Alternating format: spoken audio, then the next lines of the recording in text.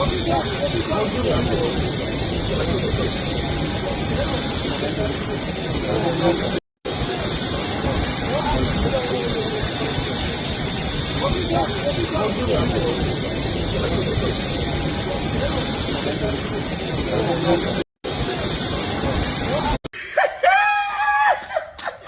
movie that the tough. The movie that the tough.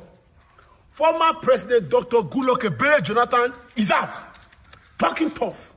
He's blasting people, calling names, condemning things, spoiling things. Yes, I don't know where my director's jacket. I want to direct this movie. See, let me tell you what Jonathan said. Hey! Jonathan can talk. Jonathan is out. 2023 is a battle. Before I give you the full videos, this is the highlight. Watch this brief highlight of the speech of Dr. Ebele Jonathan. When I come back, I'll lead you to the video. Whoa! Let me use this unique opportunity to comment on something that is quite disturbing considering the primaries that is going on in Nigeria now. Laws must not be made to target a group of individuals or an individual. You cannot wake up the president from sleep and say, come and sign a bill.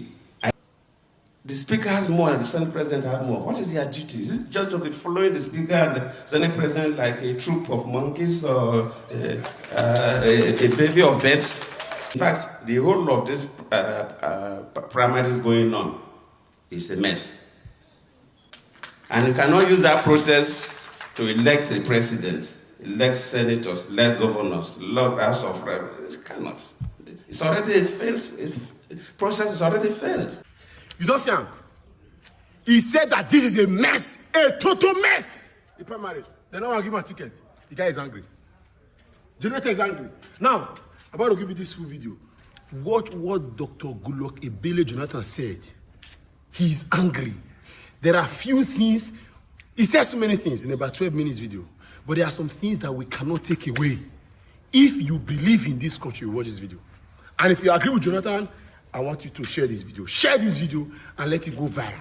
Let the world know that Jonathan is angry. For the first time, he's angry. Let me use this unique opportunity to comment on something that is quite disturbing considering the primaries that is going on in Nigeria now.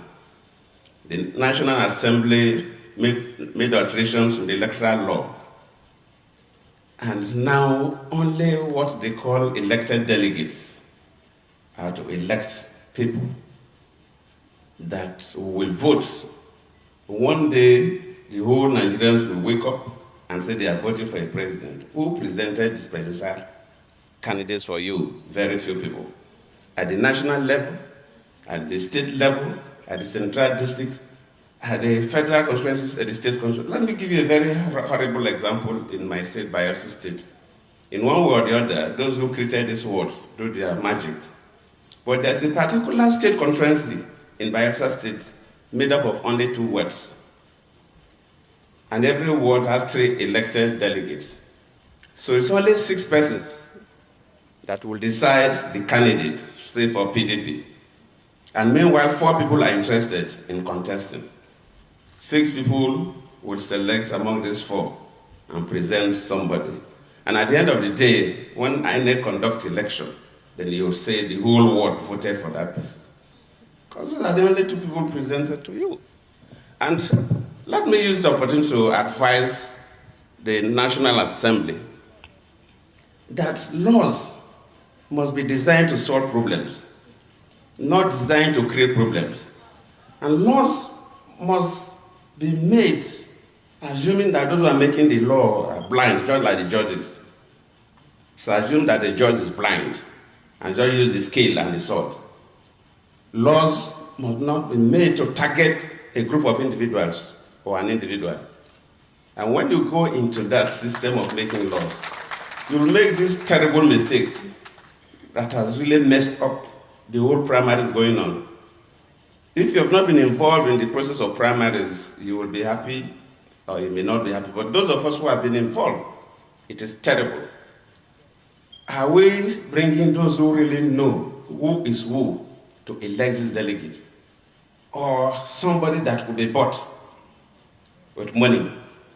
Take my local government, for example. My local government by divine providence, had me as a former president. We have former governors, former deputy governors, former senators, and all the rest. But then only one elected delegate that you don't know where it is coming from that will come to Abuja to select who will become the presidential candidate. Is that the kind of democracy we will practice? And those who are making laws, we must make laws that will help to solve problems. Otherwise, you will make laws that are irrelevant, and sometimes, when we are so tied to law, you can now make laws that will become enemy of the people. If you look at what is happening in West Africa and some other parts of Africa now, that people try to stick to the law. I think we should rather think about institutionalized democracy and make it as our culture. If you take a country like Guinea, the former president that was removed served 10 years, double tenure of 5 years. He's a professor of law, not an ordinary citizen. Now amended the constitution, which is legal, make a new constitution, becomes a law. A constitution that will allow him to contest another tenure of 6 years, meaning 12 years. Is that the kind of laws that we need in Africa? And of course, the military strong. Because when the law becomes destructive, then the society becomes a banana republic. Anybody can take any action. And I believe that the best way for us to make our laws is to institutionalize democracy. This section, this 84 or so, that the controversial section that I've been on. To me, if you read through that law, 80% or more of that section have nothing to do with it. It's supposed to be expunged from the Electoral Act. Because the National Assembly cannot make laws and lock up all the political parties together. Political parties must have the leverage of doing certain things differently.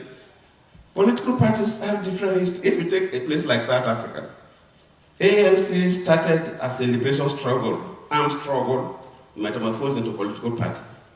If you look at this modern party, the economic freedom fighters, you must have read about Julius Malema and others. It's a more modern party based on the environment. These two parties cannot do things the same way. Creating a situation where every party must have the same way of getting those who will represent them is nonsense. It doesn't help the practice of democracy. Allow parties the leverage to come up. The key thing is that INEC is regulating them. The method they will adopt in selecting their candidates must be documented in their constitution and copies deposited in INEC. And that's what will be used to judge that party.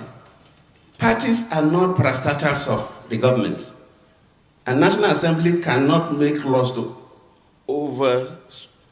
strangle the political parties. That is my thinking on this issue that is quite controversial. I wish that members of the National Assembly are with us. We have to institutionalize democracy. The quality of delegates, and from what we're hearing, money has been shared, some people have been going back to delegates to ask for refund when they fail election, is extremely disgraceful. It is only in Nigeria you hear such things. I've been involved in elections across Africa since I left office. There are areas that National Assembly can look at it. Where others are shares and accused of corruption. We should make laws that the corrupt practices in the electoral system, how do we reduce it? As long as we continue to use these ad hoc delegates that don't know where they come from. The idea is that there are some people that are coming, money should be given for them to go and vote. And these things are made very public, and nobody cares. In some countries, you cannot give a gift to a voter, like what we normally do. We have bags of rice with photographs of candidates, matching salt and others. We distribute them freely. That is, you are inducing the electorate, which is a criminal offense. And we will expect National Assembly to make laws to criminalize this. If you are found with such as, you must be charged to court.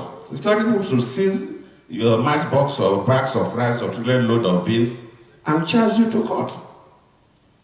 So that people will stop doing what is wrong.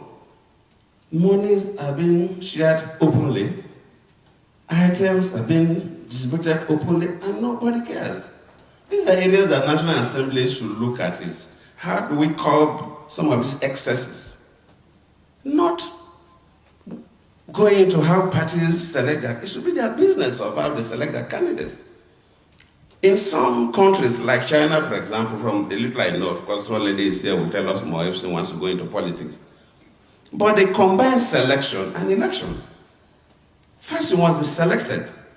You must get to a particular level before you can contest some positions. You must be seen as a decent person. But here we now make all the parties have the same platform. Even if somebody is an armed robber, as long as a court of law has not convicted that person, you cannot stop that person from contesting in Nigeria, as long as the person has the money to buy the form. But in a system where the political parties have the powers, they can say, no, we cannot sell our form to you. So we must allow political parties, we must give them reasonable powers to control the kind of people, the quality of people they bring. If I tell you what is happening in some, I don't want to mention because my state too is involved, the kind of people that are coming up to be the people that will represent us, it feels sad. So the National Assembly has to wake up. Some people are even blaming the president did not sign this or signed that. And that is another area that the National Assembly must wake up. You cannot wake up the president from sleep and say, come and sign a bill, either a new bill or an alteration of an existing law. In this matter, the president can't be blamed.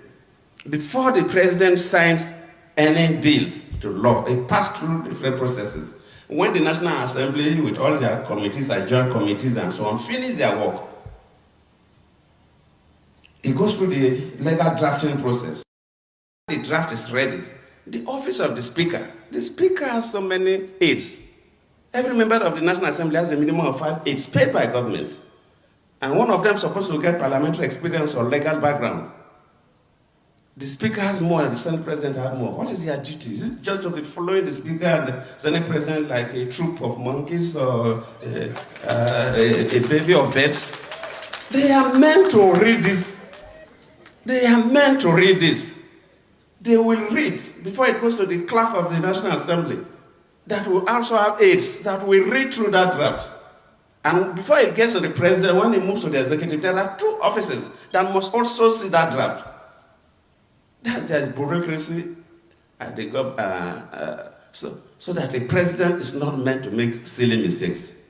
So nobody should expect a president to wake up or come and sign this. It doesn't. It must go through the process.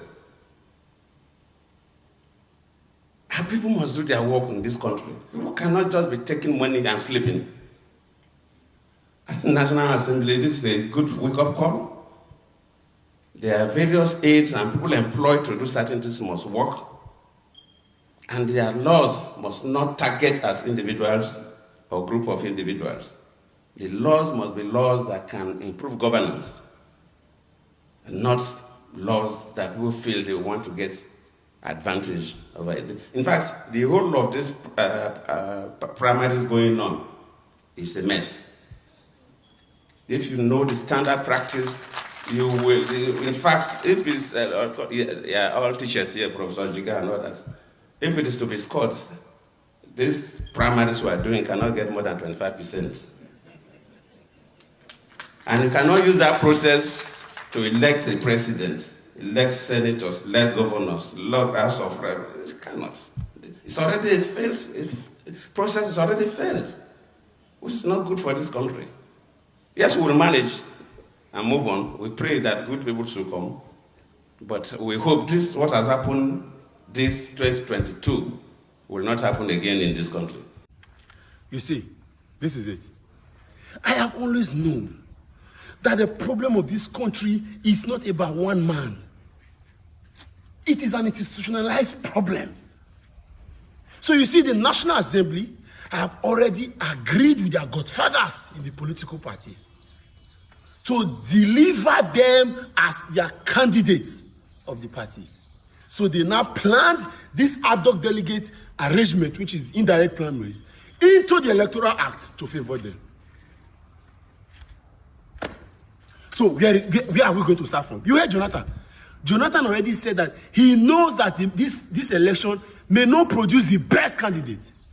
Because this ad hoc delegation master plan, this indirect primaries, it is a strategy to give power to only those that has money. Nigeria.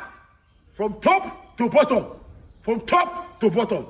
Corruption everywhere.